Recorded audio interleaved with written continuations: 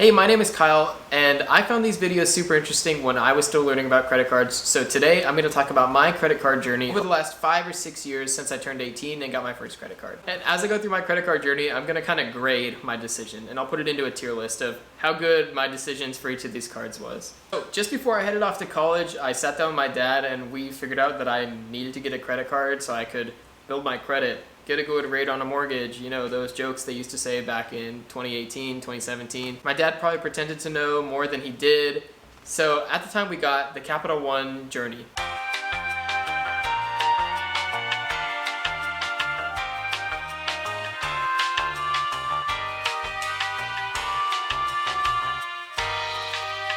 Now, I actually think in retrospect, knowing what I know now, this is a super fine choice. Still a pretty good card to start with. Would I have made the same decision now? No, I probably would have gone with the Discover It because it has a little bit better cashback rewards, but the Capital One Journey was a pretty decent card. It gave you overall 1.25% back cashback rewards. They had a pretty nice app, which was kind of useful for me when I didn't really want to be messing around with old 1990s websites. And they were super reliable. I started out with a $300 limit, and they eventually bumped me up to a $500 limit when I sort of proved that I was trustworthy. And something you see with a lot of these beginner cards that this card has as well is that it gave you part of the rewards when you paid off your statement. So basically you got, I believe it was 1% back when you spent the money, and then you got an extra 0.25% back when you actually paid it off. So that was my first card. I had it for 2 or 3 years before I got another card. I was kind of building up my credit. I was just like buying random stuff in college on it, and it works great. No regrets there. I've actually updated it to a Capital One Quicksilver, which gets 1.5% back now, just to basically make it a card that wasn't super useless. I actually still use this card quite a bit in the Quicksilver form at the Capital One Cafe. You get half off the drinks there. There's one in a mall near me, and I always stop by, get a pretty cheap drinks because it's cheaper than anywhere else. And honestly, kind of an underrated perk of the Capital One cards. So for the Capital One Journey student card, I would give that a B. It wasn't a bad choice. I would not make the same decision again, so I can't give it an A or an S. I think it was okay, given what I knew. And for the time, it hasn't really screwed me over since. The only thing that I kind of regret now is Capital One has sort of a limit on, you can only have 2 cards from them, so this is just one of the cards I have from Capital One.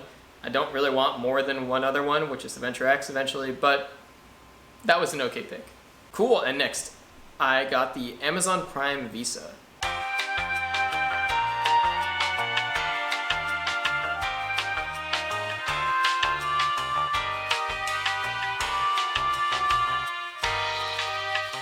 This is a card that a lot of people have heard about. I use it all the time, as you could guess. You know, a lot of this is from Amazon. The main reason I use it is 5% back on Amazon purchases.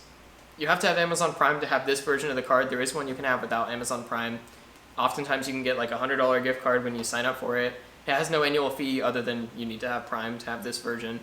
Super good card, would definitely get again. Maybe I wouldn't get it this early, but definitely got a lot of value out of it. Still use it every day.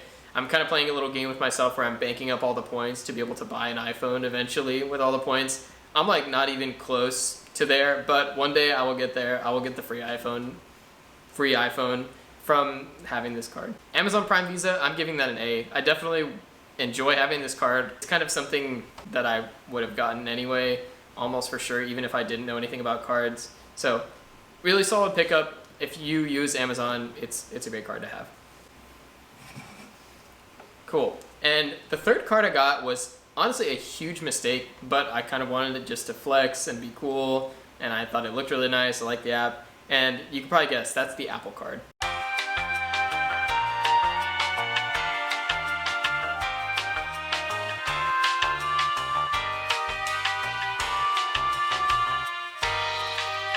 This card is not that bad, but for somebody who now, you know, thinks a lot about credit cards, tries to optimize everything, it's definitely not the smartest one I've gotten. The card is honestly great, like the UI is fine. You get 2% back on Apple Pay, which is pretty prevalent where I am, and nowadays you get 3% back on Apple purchases, so it's good to have when I do end up buying Apple stuff. It gets you some financing if you want to use it. I haven't used that part of it, but good to know. Yeah, Apple Card is okay. I like how it's so thick that it kind of destroys some of the card readers, especially in the early days. I'm giving this a solid D. It's not an F because I still do use it sometimes. It's super secure. You can like really easily reset the number, use digital card numbers. The customer support, the app is all great. The card is just not that good. I don't really use it that much anymore. What kind of kick-started my next set of cards was basically wanting to travel. And I started stumbling across videos here on YouTube about how to travel for using credit cards. So now I'm a couple of years deep into it. I've flown business class for free on credit cards and it's been great. But the card that kind of kicked this all off was the Chase Sapphire Reserve.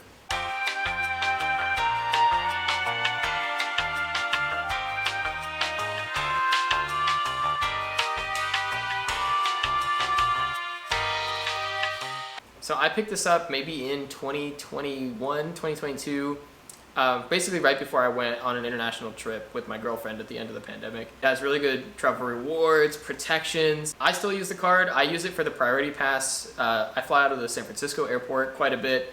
There's a good amount of Priority Pass restaurants in there that I like to eat at when I'm maybe flying out of a terminal that doesn't have the Centurion Lounge.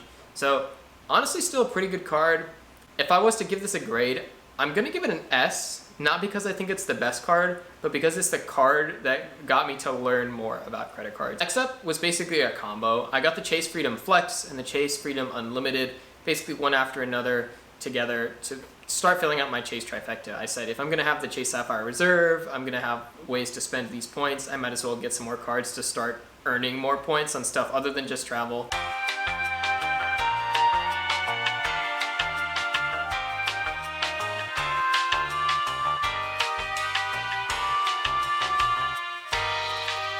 Just like the Chase Sapphire Reserve, they both give you 3x back on dining. The Freedom Flex is rotating categories that it gives you 5% back on, and then the Freedom Unlimited is a great catch-all card at 1.5x back on everything. Both of those earn the same points as the Chase Sapphire Reserve. I can move them over there, transfer them out to airlines. It's great, use these cards all the time still. Combined, I'm gonna give these cards an A. I think this is a good pick. If you know anything about credit cards, especially Chase, you know that they have this sort of 524 rule where you can't get more than 5 credit cards within 24 months. So basically when I got the Chase Sapphire Reserve, that was my first card in the last 2 years. It was great for me to pick up 2 more Chase cards really quick before I sort of ran over my 524 status. And these cards I still use every day. I think it was a great choice. Now next up is kind of a conflicting one for me. After these cards, I got the Built card.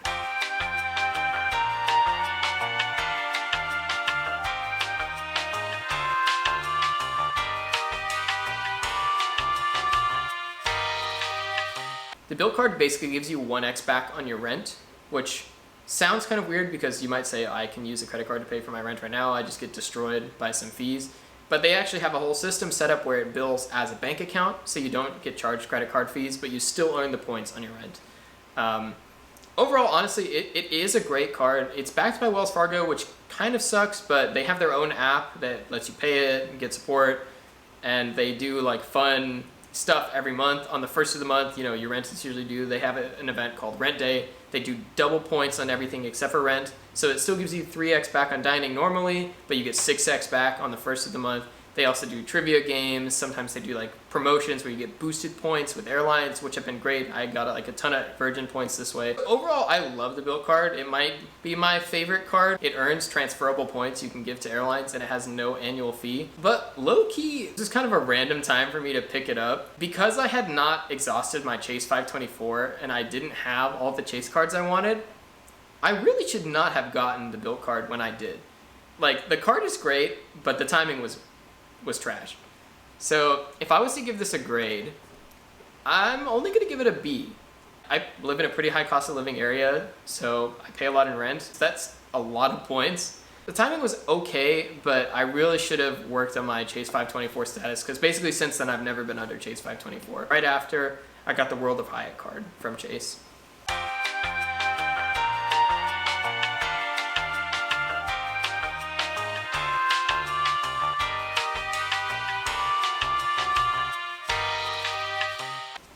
This is a card with a $95 annual fee.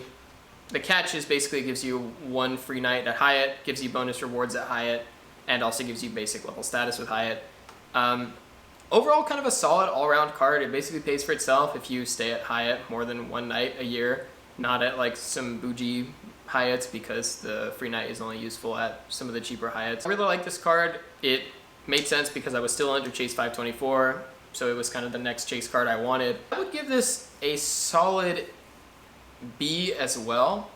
The card is just kind of mid. I don't use it that much. It's only really useful for Hyatt and for the free night.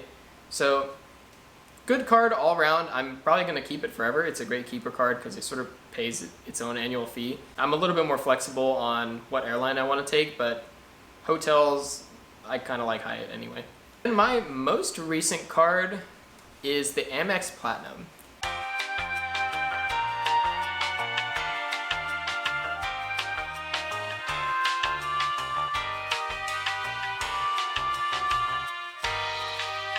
You know, if you clicked on this video, you probably know about the Amex Platinum. It gives you super great luxury travel perks. It costs $700 a year, gives you a ton of credits, you know, a whole damn coupon book to try to pay that off. High fees, credits to pay it off, but you have to be using those credits for it to make sense. It gives you good rewards for booking directly with airlines, which is kind of something that I wanted more of. The Sapphire Reserve only gives me 3x on general travel, but the Amex Platinum gives me 5x on booking direct flights, which is great because I don't like using third parties. But also, kind of like the bill card, it didn't make a ton of sense for me to pick up there. I basically wanted it because I fly through a lot of airports that really only have the Centurion Lounge. But honestly, if I was to do it again, I might consider waiting to pick this card up and instead pick up maybe some Capital One cards, pick up some Citi cards, or wait out kind of my initial start to the 524 and pick up some more Chase cards. I'm gonna put this in C.